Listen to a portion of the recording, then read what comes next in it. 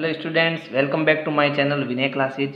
आज हम प्रश्नावली 5.8 पढ़ेंगे और पहला प्रश्न है, जांच कीजिए कि निम्न में से कौन सी आकृति बहुभुज है।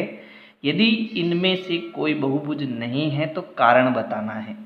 तो सबसे पहले हम ये देखते हैं कि बहुभुज होता क्या है।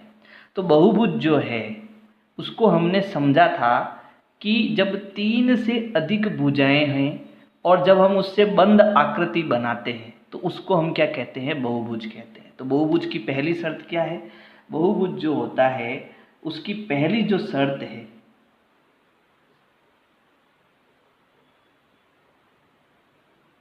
ठीक है, बहुभुज की जो पहली शर्त है उसमें होनी चाहिए भुजाएं। ठीक है, यानी भुजाएं कैसी? ऐसे सीधे सीधे रेखाखंड होने चाहिए, टेढ़े मेढ़े नहीं। ये वक्र वक्र गोल और ऐसे ऐसे वक्र नहीं होना चाहिए।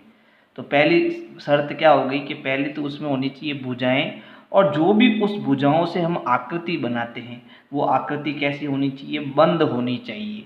तो जब ये दो शर्त पूरी होती है तो हमारा वो बहुभुज होता है, नहीं तो बहुभुज नहीं होता है। तो ये बताओ आप, बहुभुज है क्या? देखो इसमें सारी भुजाएं, ये एक भुजा, दो भुजा, तीन भुजा, 4 5 6 7 8 9 10 11, तो 11 भुजाएं जोड़कर ऐसी चित्र बनाया है। तो इसमें भुजा तो है, लेकिन क्या ये बहुभुज है? नहीं है। क्यों? क्योंकि ये बंद वक्र नहीं है, ये खुला है। तो जो खुला होता है उसको हम बहुभुज नहीं कह सकते। तो हम कहेंगे नहीं, ये बहुभुज नहीं है। क्यों? क्योंकि ये जो भुजाएं हैं उससे जो आकृति बन रही है वो आकृति खुली आकृति है। जो ये आकृति है वो कैसी है? खुली आकृति है। तो जो खुली आकृति होती है उसको हम बहुभुज नहीं कह सकते। अच्छा, ये बहुभुज है या नहीं? तो हम कहेंगे हाँ ये बहुभुज है, क्योंकि ये एक बंद आकृति है। ठीक है, बंद आकृति है। ठीक है, फिर ये क्या ये बहुभुज है? नहीं, ये बहुभुज नहीं है, क्योंकि ये वक्र है। ठीक है, जो वक्र होता है वो बहुभुज नहीं हो सकता। क्या ये बहुभुज है? इसमें देखो ये दो भुजाएं हैं, लेकिन ये क्या आ गया? वक्र आ गया। तो हम भी कहेंगे नहीं, ये बहुभुज नहीं है, क्योंकि इसमें क्या है? वक्र है। समझ में आया? बहुभुज कब बनता है? जब उसमें भुजाएं हो और वो भुजाएं कैसी आकृति बनाए? बंद आकृति बनाए, तो उसको हम बहुभुज कहते हैं। प्रश्न संख्या 2 देखो, प्रश्न संख्या 2 क्या है? तो प्रश्न संख्या 2 है, प्रत्येक बहुभुज का नाम बताइए। तो देखो जो हमने बहुभुज पढ़ा था उसमें कम से कम कितनी भुजाएं होनी चाहिए? 3 भुजाएं होनी चाहिए। बहुभुज के अंदर कम से कम 3 भुजाएं होनी चाहिए, तभी तो एक बंद आकृति बनती है। देखो जैसे इन तीनों भुजाओं को मैं जोड़ूं तो ये बंद आकृति बनी है ना। तो जब 3 भुजाएं होती है तो इसको हम त्रिभुज बोलते हैं। क्या बोलते हैं? त्रिभुज बोलते हैं। जब 4 भुजाएं होती है तो इसको हम चतुर्भुज बोलते हैं। जब 5 भुजाएं होती है तो इसको हम पंचभुज बोलते हैं। जब 6 भुजाएं होती है और बंद आकृति बनाते हैं तो इसको हम षष्ठ चतुर्भुज बोलते हैं। ठीक है, तो अब इनके नाम बताने हैं। तो इसमें देखो भुजाएं कितनी है? 1 2 3 4, तो इसको हम क्या कहेंगे? इसको हम कहेंगे चतुर्भुज। इसका क्या नाम होगा? चतुर्भुज। ये बहुभुज का इसका नाम है। इसमें कितनी भुजाएं हैं? 3 भुजाएं हैं, तो इसको हम क्या कहेंगे? इसको हम त्रिभुज कहेंगे। इसको हम क्या कहेंगे? त्रिभुज कहेंगे। इसमें देखो 1 2 3 4 5, 5 भुजाएं हैं, इसको हम क्या बोलेंगे? पंचभुज कहेंगे। क्या बोलेंगे? पंचभुज कहेंगे। और इसके अंदर देखो 1 2 3 4 5 6 7 8, 8 भुजाएं हैं, तो इसको हम कहेंगे अष्टभुज। अष्टभुज, ये नाम आपको याद रखने पड़ेंगे। ठीक है, तो पहला चतुर्भुज, दूसरा त्रिभुज, तीसरा पंचभुज और चौथा अष्टभुज, क्योंकि इसमें 8 भुजाएं हैं। इनमें से प्रत्येक के 2 और उदाहरण बनाइए। तो आप अलग अलग चित्र बना सकते हैं। जैसे चतुर्भुज का ये बनाया तो आपकी बार इसका चतुर्भुज का आप 2 उदाहरण कैसे भी बना सकते हो। जैसे एक चतुर्भुज आप ऐसा बना सकते हो, ठीक है, एक चतुर्भुज ऐसे सीधा बना सकते हो एकदम चौरस में। फिर त्रिभुज है तो त्रिभुज में एक त्रिभुज ऐसा बना सकते हो, एक त्रिभुज आप ऐसा बना सकते हो। कैसा भी त्रिभुज बना सकते हो आपकी मर्जी से। पंचभुज है तो अब की बार आप पंचभुज ऐसा बना दो। ठीक है, 5 भुजाएं होनी चाहिए। आप चित्र कैसा भी बनाओ, आप अपने हिसाब से बना सकते हो। ठीक है, फिर देखो तीसरा प्रश्न है, एक सम षडभुज यानी 6 भुजा वाला। सम यानी समान, यानी प्रत्येक भुजा उसकी समान होनी चाहिए। तो एक सम षडभुज का एक रफ चित्र खींचिए और इसके किन्हीं 3 शीर्षों को जोड़कर एक त्रिभुज बनाइए। पहचानिए कि आपने किस प्रकार का त्रिभुज खींच लिया है। तो हमें क्या करना है, सबसे पहले एक सम षडभुज यानी 6 भुजाओं वाला, षष्टभुज भी कहते हैं इसको, हम एक सम षष्टभुज क्या बनाएंगे, बहुभुज बनाएंगे, ठीक है, जिसकी सारी भुजाएं समान हो। जैसे 1-2 सेंटीमीटर 2 सेंटीमीटर सबकी ले सकते हैं। तो देखो ये 0 से 2 सेंटीमीटर की मैं 6 भुजाएं लेकर इसका चित्र बनाने की कोशिश करता हूँ, ठीक है। तो ये एक भुजा हो गई, फिर 2-2 सेंटीमीटर की सब लेनी है अपने को। तो ये 2 सेंटीमीटर की ये भुजा हो गई, फिर इसके नीचे बना लेता हूँ, ठीक है, 2 सेंटीमीटर। सारी भुजाएं कितनी ले रहा हूँ, 2। सम षष्टभुज, सम यानी समान भुजाएं, सारी भुजाएं कैसी होनी चाहिए, समान होनी चाहिए।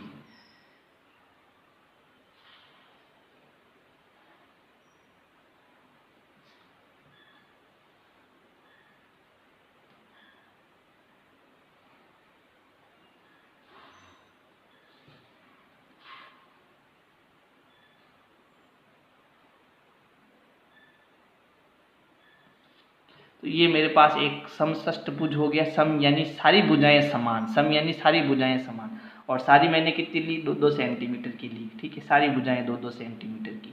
तो भुजाएं कितनी है, 6, तो इसको हम कहेंगे समषडभुज, ठीक है, चतुर्भुज, समषडभुज बहुभुज, ये हमारा एक बहुभुज हो गया। अब ये कह रहा है कि उसके किन्हीं 3 शीर्षों को जोड़कर एक त्रिभुज बनाना है।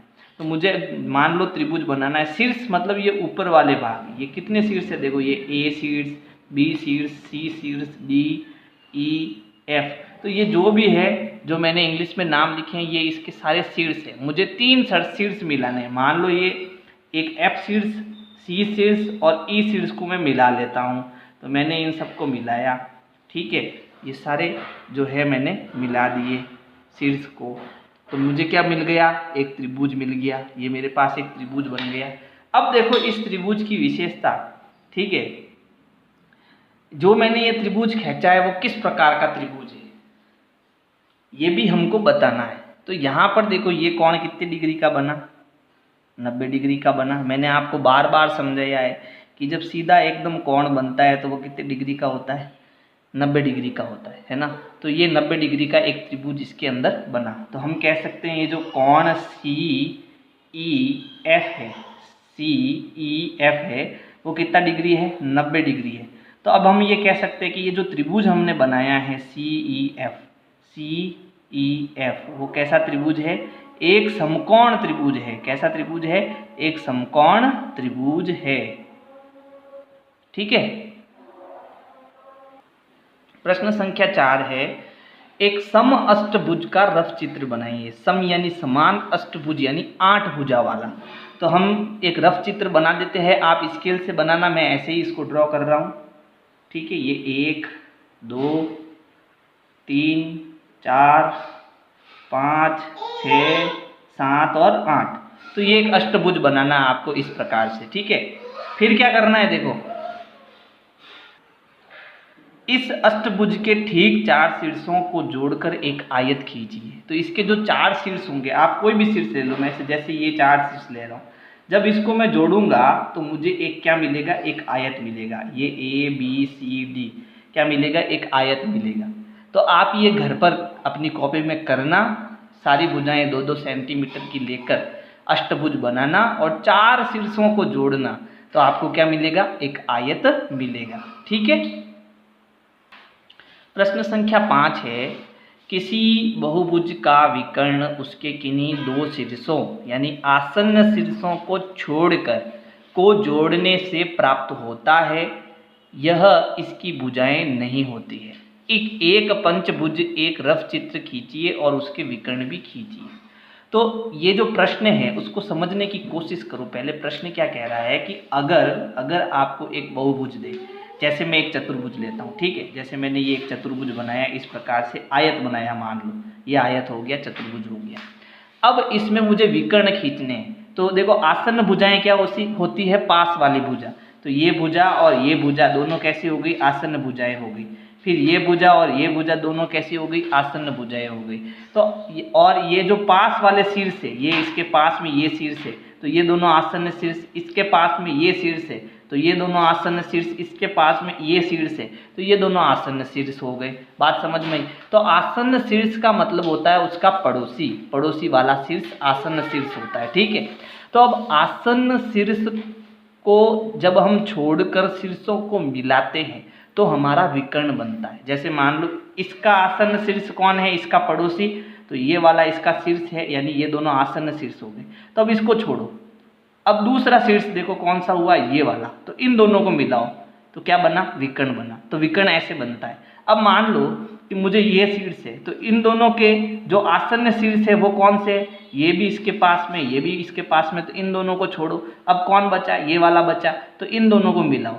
तो जब हम आसन्न शीर्षों को छोड़कर एक दूसरे को शीर्ष को मिलाते हैं तो हमारे क्या बनते हैं, विकर्ण बनते हैं। अब यही काम हमें किस में करना है, एक पंचभुज में करना है। पंचभुज मतलब 5 भुज। जैसे मैंने एक पंचभुज बनाया इस प्रकार से, मान लो, तो मेरे पास ये 5 भुजाएं हो गई और ये बंद आकृति मैंने बनाई, तो ये मेरा बन गया पंचबहुभुज। ठीक है। तो ये जो पंचभुज है इसमें मुझे आसन्न शीर्षों को छोड़कर बाकी शीर्षों को मिलाना है। तो देखो इसका आसन्न शीर्ष कौन हुआ, ये और ये, क्योंकि ये इसके पास में है। तो अब इसको छोड़ो, बाकी दोनों को मिलाओ। बाकी दोनों कौन बच गए, ये दोनों।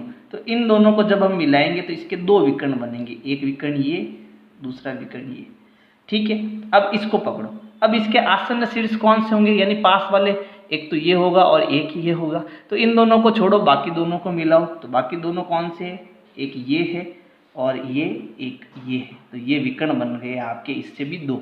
अब इसको पकड़ो, तो इसके दोनों आसन्न शीर्ष कौन से, एक ये एक ये। इन दोनों को छोड़ो, बाकी को मिलाओ। तो एक तो ये मिल गया और एक यहाँ से मिला हुआ है पहले से। अब इसके देखो ये दोनों छोड़ो, बाकी कौन है, ये दोनों हैं। इसके आसन्न शीर्ष ये दोनों छोड़ो, बाकी कौन है, ये दोनों है। तो ये इसमें मैंने इनको मिलाया तो मुझे क्या बना, विकर्ण बने। तो इसके अंदर कितने विकर्ण बने, देखो 1 2 3 4 और 5 विकर्ण बने इसके अंदर। बात समझ में आई। विकर्ण कैसे बनते हैं, आसन्न शीर्षों को छोड़कर विकर्ण बनते हैं। तो ये पंचभुज का बोल रहा था, विकर्ण खींचने का बोल रहा था, मैंने इसके अंदर खींचे। ठीक है। तो अगर मेरी वीडियो आपको पसंद आए तो लाइक करो, सब्सक्राइब करो, शेयर करो, कमेंट करो। Thank you. विनय क्लासेज की प्लेलिस्ट के लिए आपको YouTube के सर्च में जाना है, ऊपर लिखना है विनय क्लासेज और सर्च करना है। इसमें आपको मेरा चैनल दिखाई देगा, चैनल में आपको जाना है। इसके बाद में यहाँ पर देखो होम, वीडियोज़ और प्लेलिस्ट का ऑप्शन है। तो इस प्रकार से आप मेरी प्लेलिस्ट पा सकते हैं।